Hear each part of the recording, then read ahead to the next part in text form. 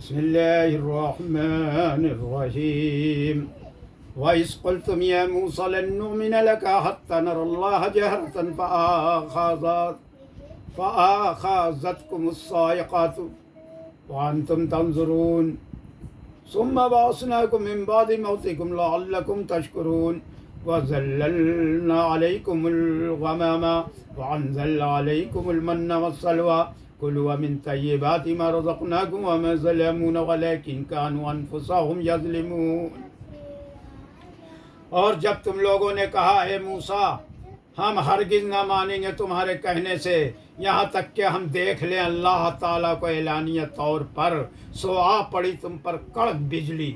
اور تم آنکھوں سے دیکھ رہے تھے، پھر بھی ہم نے تم کو زندہ کر اٹھایا تمہارے مر جانے کے بعد اس توقع پر کہ تم احسان مانو گے، اور سائے افغن کیا ہم نے تم پر ابر کو یعنی آسمان کو، اور پہنچایا ہم نے تمہارے پاس رنجین اور بٹیریں، کھاؤ نفیس چیزوں سے جو کہ ہم نے تم کو دی ہیں، اور انہوں نے ہمارا کوئی نقصان نہیں کیا لیکن اپنا ہی نقصان کرتے رہے اور اپنی جانب پر ظلم کرتے تھے۔ بنی اسرائیل کے 70 آدمیوں کا مرنا، پھر زندہ ہونا، اور بادلوں کا سایہ اور منسلوا۔ وَإِذْ قُلْتُمْ يَا مُوسَىٰ لَن نُؤْمِنَ لَكَ حَتَّىٰ نَرَى اللَّهَ جَهْرَةً، جب حضرت موسیٰ علیہ السلام نے کوہ طور سے توریت لا کر پیش کی کہ یہ کتاب اللہ تعالیٰ کی، تو بعض گستاخ بنی اسرائیلوں نے کہا اللہ تعالیٰ خود ہم سے کہہ دیں کہ یہ ہماری کتاب ہے تو بے شک ہم کو یقین آ جائے گا۔ موسیٰ علیہ السلام نے باذن الہی فرمایا کہ چلو کوہ طور پر یہ بات بھی ہو جائے گی۔ چنانچہ بنی اسرائیل نے اپنی قوم سے 70 آدمی اس کام کے لیے منتخب کر کے موسیٰ علیہ السلام کے ساتھ کوہ طور پر روانہ کیے۔ وہاں پہنچ کر اللہ تعالیٰ کا کلام ان لوگوں نے خود سنا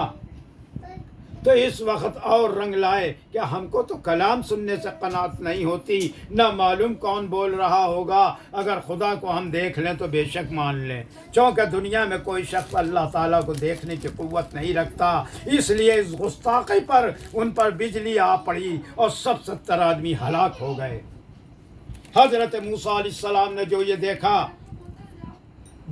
دیکھا تو اللہ تعالیٰ سے عرض کیا کہ یا الہی میں ان کو بنی اسرائیل کے نمائندے کی حیثیت سے لایا تھا کہ یہ واپس جا کر اپنی بنی اسرائیل کے سامنے گواہی دیں گے، اب یہ تو مر گئے ہیں،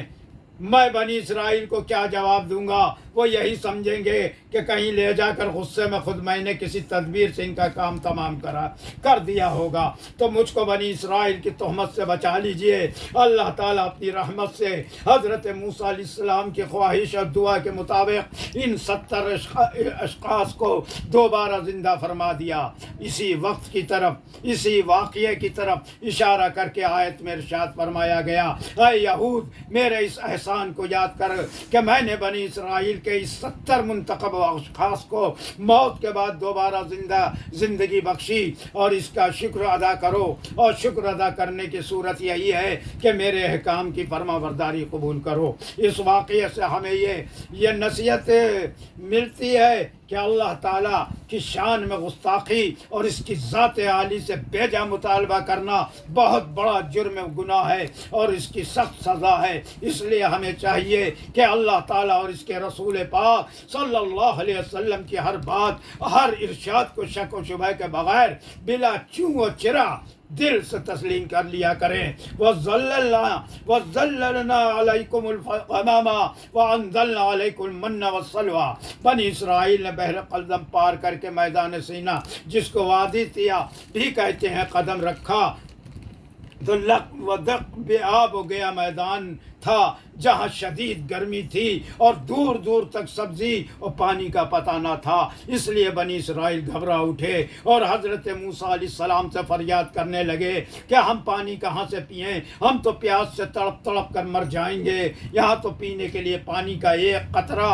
بھی نہیں۔ جب حضرت موسیٰ علیہ السلام نے درگاہ دی میں التجا کی اور وہی الہی نے ان کو حکم دیا کہ اپنا عصا پتھر پر مارو۔ حضرت موسیٰ علیہ السلام نے تعمیل ارشاد کی تو فوراً 12 سوت اس پتھر سے ابل پڑے اور بنی اسرائیل کے 12 قبائل کے لیے جدا جدا چشمے جاری ہو گئے۔ بنی اسرائیل کو جب اس طرف سے اطمینان ہو گیا تو اب کہنے لگے کہ پانی کا تو انتظام ہو گیا، لیکن زندگی کے لیے صرف پانی کافی نہیں ہے، اب ہم کھائیں کہاں سے؟ حضرت موسیٰ علیہ السلام نے پھر رب العالمین کی درگاہ میں دعا کی۔ اللہ تعالیٰ نے فرمایا کہ تمہاری دعا قبول ہوئی، پریشان نہ ہو، ہم غائب سے اس کا انتظام بھی کیے دیتے ہیں۔ چنانچہ رات کو شبنم کی صورت میں من گرتی تھی اور نہایت شیریں حلوہ کی مانند تھی۔ اس من کا ترجمہ اکثر مفسرین نے ترنجین سے کیا ہے، اور دن میں بٹیروں کے غول زمین پر اترتے اور پھیل جاتے۔ بنی اسرائیل ان کو بآسانی ہاتھوں سے پکڑ لیتے اور بھون کر کھاتے۔ اس طرح روزانہ بغیر زحمت و تکلیف کے ان کو یہ دونوں نعمتیں غائب سے مہیا ہو جاتی، اور یہ دونوں لطیف چیزوں سے پیٹ بھر لیا کرتے تھے۔ لیکن اللہ تعالیٰ نے حضرت موسیٰ علیہ السلام کی معرفت بنی اسرائیل کو یہ تنبیہ کر دی تھی کہ وہ اپنی ضرورت کے موافق من و سلوہ روزانہ کام میں لائیں اور دوسرے دن کے لیے ذخیرہ نہ کریں۔ کچھ عرصہ تک تو بنی اسرائیل بے محنت یہ آسمانی کھانے کھاتے رہے۔ آخر خلاف حکم الہی من و سلوہ اکٹھا کرنا شروع کیا، جس پر خدا تعالیٰ کی طرف سے من سلوہ نازل ہونا بند ہو گیا اور جمع کیا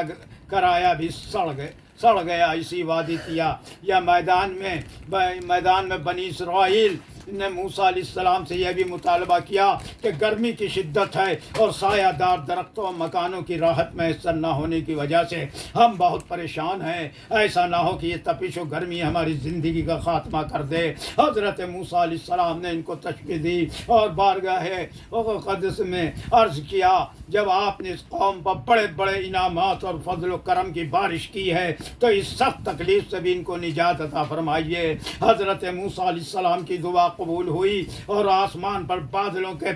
پرے پانی اسرائیل پر سایہ افغن ہو گئے، اور بنی اسرائیل جہاں بھی سفر کرتے ہوئے جاتے بادلوں کا سایہ ان کے سروں پر رہتا۔ انہی انعامات اور احسانات کی طرف یہ آیت میں اشارہ فرمایا گیا ہے کہ اے بنی اسرائیل، ہم نے وادی طیٰ میں تم پر ابر کا سایہ کیا، خزانہ غائب سے تم پر من سلوہ اتارا، اور تم نے حکم الہی کے خلاف حرص و لالچ میں پڑھ کر ان چیزوں کا ذخیرہ کرنا شروع کیا، تو جو ذخیرہ کرتے وہ سڑ جاتا اور من سلوہ کا نازل ہونا بند ہو گیا۔ تم نے ہمارا کچھ بھی نہ نقصان کیا بلکہ اپنا ہی نقصان کیا، کہ ایسا رزق کھویا کہ جس میں نہ دنیا کی مشقت تھی نہ آخرت کا حساب تھا۔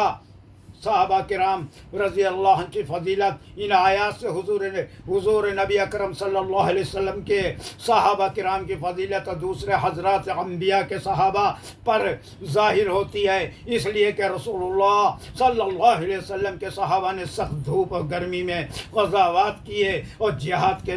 کے سفر کیے، مگر کبھی اس کے خواہش مند نہ ہوئے کہ بنی اسرائیل کی طرح ہم پر من و سلوہ نازل کیا جائے اور دھوپ سے بچاؤ کے لیے بادل بھیج دیا جائے۔ حالانکہ نبی اکرم سید الانبیاء والمرسلین جناب سید محمد مصطفیٰ صلی اللہ علیہ وسلم اگر دعا فرما دیتے تو ضرور ایسا ہو جاتا۔ خلاصہ آیت الغرض اس طرح اللہ تعالیٰ اپنی وہ خاص رحمتیں اور انعامات جو قوم بنی اسرائیل پر ہوئے برابر بیان فرما رہے ہیں، اور ساتھ ہی اس قوم کی غلطیاں اور جرائم کو بھی ظاہر فرمایا جاتا ہے، تاکہ وہ یہود جو نزول قرآن کے وقت موجود تھے وہ نصیحت پکڑیں اور گزشتہ کے تجربات سے سبق حاصل کر کے اب اس غلطی سے باز آ جائیں۔ جو نبی آخر الزمان صلی اللہ علیہ وسلم پہ ایمان نہ لانے اور اسلام قبول نہ کرنے پہ کر رہے تھے، بنی اسرائیل پر مزید انعامات و احسان کا ذکر ابھی اگلی آیت میں جاری ہے، جس میں بعض کا بیان انشاءاللہ آئندہ درس میں ہوگا۔ دعا کیجئے اللہ تعالیٰ کا بے انتہا شکر و احسان ہے کہ جس نے اپنے فضل سے ہم کو اسلام سے نوازا اور افضل المرسلین پر ایمان لانا نصیب فرمایا۔ اللہ تعالیٰ ہم کو ان انعامات و احسانات کا حق ادا کرنے کی توفیق نصیب فرمائے، اور اپنی اور اپنے رسول پاک علیہ الصلاۃ والسلام کی ہر طرح کی چھوٹی بڑی نافرمانی سے بچنے کی توفیق عطا فرمائے۔ آمین۔ وآخر دعوانا الحمد للہ رب العالمین۔